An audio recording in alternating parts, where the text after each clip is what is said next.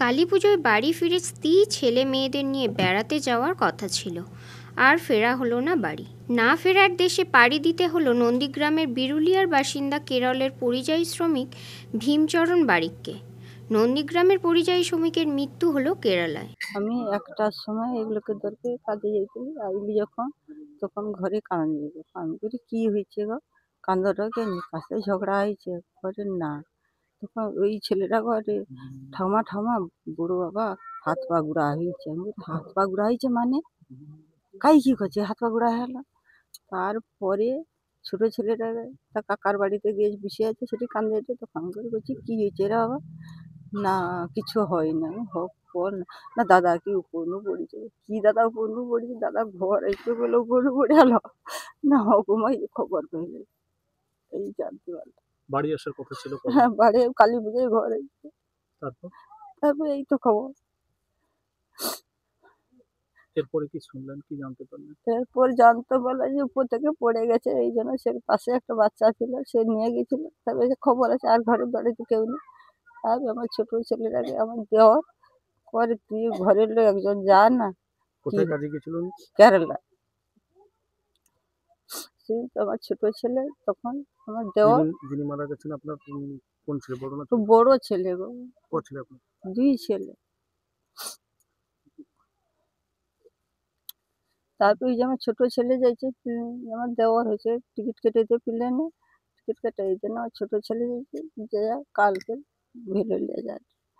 তারপর রাত্রে আমি ফোন করলি, বাবা কিরকম আছে? না দাদাকে মা খাওয়াইছি, আর তুমি দুটা খা, দাদা ভালো আছে। আমি দাদাকে ভালো করে দেবো, আমার কিছু তো নাই। আর মাঝে মাঝে দাদাকে মিশিয়ে খাবি তো? না আচ্ছা হোক, আমি দাদাকে ঘুরিলে এই ঘুরিলে সেটা। নন্দীগ্রাম 2 নম্বর ব্লকের বিরুলিয়া গ্রাম পঞ্চায়েত এলাকায় বিরুলিয়া গ্রামের বছর 44-এর ভীমচরণ বারিক। পেশায় তিনি একজন নির্মাণ কর্মী। 2 ছেলে 1 মেয়ে পরিবারের রোজ কেড়ে বলতে ভীমচরণবাবু একাই। পরিযায়ী শ্রমিক হিসাবে ভিন রাজ্যে কাজ করে যা উপার্জন করেন তাতেই কোনো রকম সংসার চলে। টালির ছাউনি মাটির বাড়িতে বসবাস। জানলাম বলতে আমি তো সবে বাইরে বেরিয়েছি, তো আমি হায়দ্রাবাদে কাজ করতাম। তো একদিন হঠাৎ করে দুপুরে খাওয়া দাওয়ার পর মা আমাকে কল করলো যে ওখান থেকে এরকম খবর এসছে, আর যে বাবা ওই কাজ করতে করতে, যাই হোক অনেক কিছু ঘটনা শুনছি যে দুজন যে সেখানে যে আছে যেরকম বলছে আমি সেরকমই শুনছি, যে মাথায় করে মাল বইছিল, এবারে হঠাৎ করে পা পিছলে পড়ে গিয়ে এবারে ওই কড়াইটা যে মাথায় ছিল ওইটা মাথার উপরে পড়ে, তার উপরে ঘাড়ের উপরেও পড়ে। তো ওইখানে যে মেন একটা ইয়ে আছে ওইটাই কেটে গেছে আর কি। দিয়ে তারপর ওখানে হসপিটালে নিয়ে গিয়েছিল। দিয়ে ওখান থেকে আবার কিছুদিন ওখানে চিকিৎসা হয়েছে নাকি ওটা বলতে পারবো না, যারা ছিল ওখানে বলছে চিকিৎসা হয়েছে। তো ওখান থেকে আবার আমরা কালকে আসছিলাম, ওখানে আমার কাকু গেছে। তো ওকে আবার ভেলোরে নিয়ে গেছে, ওটা অপারেশন করার ব্যাপার ছিল। তারপরে আজকে ভোর রাতে আমরা বাড়ি ঢুকে এই ঘটনা শুনি যে বাবা নেই। এই যে পরিবারের একমাত্র অবলম্বন ছিল বাবা, ইনকাম করলে সংসার চলতো। হ্যাঁ, কি বলবে, কেমন ভাবে বাচ্চাকে বাবা কিছু তো করেন না? বাবা তো এতদিন বাইরে ছিল, বাবা বেশিরভাগই বাইরে থাকতো, আমাদের খাটালে সংসার চলে। এবারে বাবা যে বাইরে থাকতো খুব কমই বাড়ি আসতো, সবসময় কাজের দিক দিয়ে ইয়ে করতো, কারণ আমাদের বাড়িটাই পুরো চলে খাটনির উপরে। তার উপরে ছোট থেকে এত বড় করেছে ওই একজনই মানুষ খেটে। তারপরে এই বাড়ি মাটির বাড়ি এত কিছু এও নেই যে আমাদের সামর্থ্য, এত কিছু এও নেই যে এরকম একটা বাড়ি তুলবো বা এত কিছু এ করবো। সরকারের কাছে কি আবেদন জানাবে তো? সরকারের কাছে এইটুকু আবেদন যে আমাদের যে এরকম পরিস্থিতি হয়েছে কিছু সাহায্য করুক। তোমরা ভাই বোন মিলে কত? ভাই বোন মিলে 3জন। তুমি বড়? আমি বড়। গত 3 দিন আগে পর্যন্ত পরিবারের সঙ্গে ফোনে কথা বলেছেন তিনি। জানিয়েছেন কালী পুজোর সময় তিনি বাড়ি ফিরতে চেয়েছিলেন, কিন্তু কালী পুজোয় পরেই ফিরবেন। ওখান থেকে একজন ফোন করছিল, তারপর ফোন করে বলছে পড়ে গেছে, কে আছে তোমার বাড়ির লোক সবাই আসো। আমরা তো যেতে পারবো না, তার জন্য বলেছি তোমরা নিয়ে যাও ডাক্তারখানা। তারপর তারপরে আমরা জানি না কিছু হয়েছে কিনা। আমরা তো এখানে থাকি, সেখানে ডেকে পাঠাইতো না, আমরা আমাদের কাকা শ্বশুর দিয়ে পাঠাইছি আনতে। এখন আর কে শুনেছে? ওখানে মারা গেছে সে। কিভাবে পড়ে গেল শুনলেন? উপর থেকে কি পড়ে গেছে নাকি? তুমি কিসের কাজ করতেন? ঢালাই কাজ ঢালাই করতেন? করা বইতে বাড়ি থেকে বৈশাখ মাসে আসছে। কতদিন? 6 মাস। বাড়ি আসার কথা ছিল কবে? কালী পূজা আসবে বলছে। তারপর তা বলছে এখন যাবো না, পরে যাবো, তোমরা চলে যাও কালী পূজা। আপনাদের শ্বশুর বাপের বাড়ি যাওয়ার কথা ছিল না? না, দিদির বাড়ি। আচ্ছা আচ্ছা, তারপর? যাইনি, আমি কালকে যাব। তারপর দিন ফোন করছে যাওনি, আমি না আবার কালকে যাব। আবার ফোন করছে যাওনি, আমি না আবার কালকে যাব। এইটুকুনি কথা। সোমবার দিন কথা হয়েছে। 7:30 সকাল 7:30।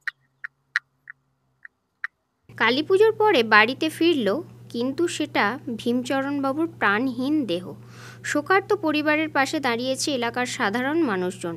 না, এটা তো খুব মানে দুর্ভাগ্য, কারণ ওখানে গিয়ে কাজ করতে গিয়ে কাজের কাছে অ্যাক্সিডেন্ট হচ্ছে, সেই অ্যাক্সিডেন্টেও মারা গেছে। মাথা থেকে হয়েছে পড়ে গেছে, মানে যে ঢালাই মশলা যে করা হয় সেটা পড়ে গেছে, সেটা পড়ে ও পড়েছে, আর ওর উপরে ওই ঢালাই এটা পড়েছে, মানে মশলা সহ কড়াটা পড়ে গেছে। কবে ঘটনাটা ঘটেছে? ঘটনা ঘটেছে পরশুদিন, মঙ্গলবার দিন, হ্যাঁ, মানে কালী পুজোর পরদিন। মঙ্গলবার, বুধবার, বৃহস্পতিবার, শুক্রবার। আজকে শুক্রবার। মঙ্গলবার দিন হয়েছে না? মঙ্গলবার দিন হয়েছে ঘটনাটা। উপার্জনের একমাত্র ছিল, চলে গেছে কিভাবে? না, এটা খুব মানে বেদনাদায়ক। তবে যদি সরকারি কোনো সাহায্য পায়, আমরা গ্রামবাসী পড়ছি খুব খুশি হব। না, যাতে ওর ঘর হয় তার জন্য ব্যবস্থা নিচ্ছি, এবং নেওয়া হয়ে গেছে, প্রায় সম্মত হয়ে যাবে, ঘর হয়ে যাবে। আপনার নাম? আমার নাম সুকুমার মাইতি। কি হয় আপনার? আমার পড়ছি, একবারে আমার বাড়ি ওই সামনে, পড়ছি আমি।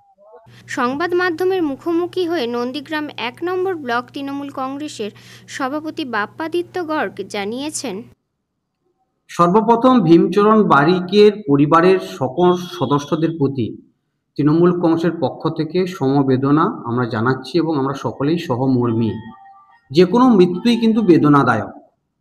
এরপরে এই মৃত্যুকে নিয়ে বিজেপি যে রাজনীতি করছে, বিজেপিকে মনে করাতে চাই, ভারতবর্ষের যুক্তরাষ্ট্রীয় পরিকাঠামোর মধ্যে ভারতবর্ষের যে কোনো রাজ্যের মানুষ যে কোনো রাজ্যে গিয়ে তারা কর্মসংস্থানের জন্য যুক্ত হতে পারে। কিন্তু দুর্ঘটনার কবলে পড়ে ভীমচরণ বারিক মারা গিয়েছেন কেরালাতে। তার সেই মৃতদেহ তার বাড়ি পর্যন্ত নিয়ে আসার পুরো ব্যবস্থা করেছেন আমাদের দলের সাধারণ সম্পাদক অভিষেক বন্দ্যোপাধ্যায়, এবং বাংলা এবং বাঙালির প্রতি অভিষেক বন্দ্যোপাধ্যায় তথা তৃণমূল কংগ্রেসের যে সহানুভূতি, যে সহমর্মিতা এবং তাদের পরিবারের পাশে দাঁড়িয়ে সহযোগিতা করার যে মানসিকতা, এটা সারা বাংলার মানুষ যেমন কুর্নিশ করছে। শুধু তাই নয়, আজকে বিজেপি পরিযায়ী শ্রমিকের মৃত্যু নিয়ে যে নোংরা রাজনীতি করছে, তাদেরকে আমরা ধিক্কার জানাচ্ছি। যদিও তৃণমূল কংগ্রেসের সাহায্যের বিষয়টি নিয়ে কটাক্ষ করেছে বিজেপি নেতা প্রলয় পাল সংবাদ মাধ্যমকে জানিয়েছেন, দেখুন, মিথ্যাবাদী ঢপবাজি মুখ্যমন্ত্রী মমতা ব্যানার্জি পরিযায়ী শ্রমিকদের এ রাজ্যে ফিরে আসার কথা বললেও পরিযায়ী শ্রমিকরা কিন্তু মমতা ব্যানার্জির কথার কোনো গুরুত্ব দেয়নি, তারা আসেননি। কারণ এ রাজ্যে রাজ্য সরকার কর্মসংস্থানের সঠিক কোনো দিশা দেখাতে পারেনি বলেই আজকের কেরালাতে সামান্য দিনমজুরের কাজ করতে যাওয়া ভীমচরণ বারিকদের মতন পরিযায়ী শ্রমিকদের অকালে চলে যেতে হচ্ছে। এটা অত্যন্ত দুঃখজনক, লজ্জাজনক এবং বেদনাজনক। আমরা তার পাশে আছি, সমস্ত কার্যকর্তারা তার বাড়িতে গেছে, ধাওয়া করে তবেই তারা ফিরবে। দেখুন, দায়বদ্ধতা এভাবে এড়িয়ে যাওয়া যায় না। কোটি কোটি বেকার, কর্মসংস্থান কিছু নেই, হাজার হাজার মানুষ পাশের রাজ্যে ভিক্ষে করতে যায়, লজ্জা থাকা দরকার আছে এদের। এই সমস্ত রাজনীতি না করে অসহায় মানুষের পাশে দাঁড়ানো উচিত এবং কি করে কর্মসংস্থান ফিরিয়ে আনা যায় এই রাজ্যে সেটা দেখতে বলুন ওদেরকে। পুলক বেরার রিপোর্ট, খবর BCBS।